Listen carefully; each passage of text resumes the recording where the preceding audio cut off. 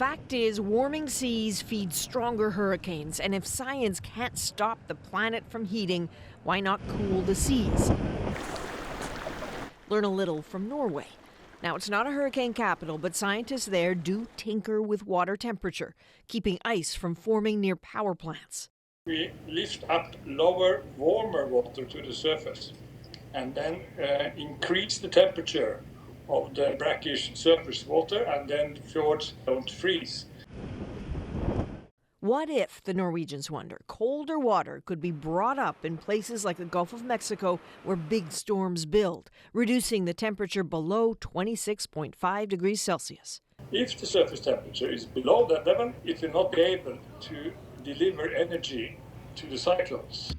The technology is called a bubble curtain. The idea would be to dive 150 meters into the Gulf of Mexico, set up a pipe with tiny holes in it, pump compressed air through it, and create bubbles. That will bring the deeper, colder water up and distribute it with the currents. And I keep imagining a little tiny straw in a massive swimming pool. I mean, how many of these pipes would you need to actually make a difference? Is this even feasible?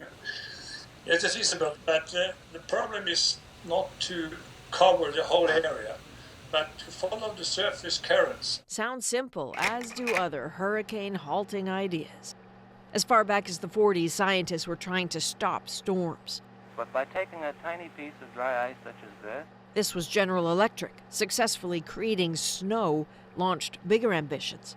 Unclassified military documents show the U.S. government wanted to make snow inside threatening clouds to prevent them from becoming hurricanes. It was called Project Cirrus. Chemicals like dry ice and vaporized silver iodide would be loaded onto these modified bombers and dropped right into the clouds. Project Cirrus was eventually abandoned, but the idea has been experimented with for decades with moderate success. But that was always about the clouds. This Norwegian idea is about the seas. The American agency that monitors the oceans says science and tech fixes are suggested just about every week. I think during Katrina, the most unique one was a general in the Air Force called me and said, I got the bombs, tell me where to put them. And the Norwegian idea? It's not crazy, it's just probably not applicable to what they're trying to apply it to. I mean, obviously, in a Norwegian fjord that is of a limited domain, they make a lot of sense. But I view that almost all of these ideas have some merit scientifically and deserve to be looked at. Scientists have faced skeptics before and won the day.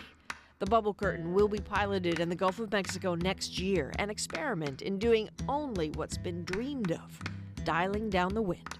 Would that we could.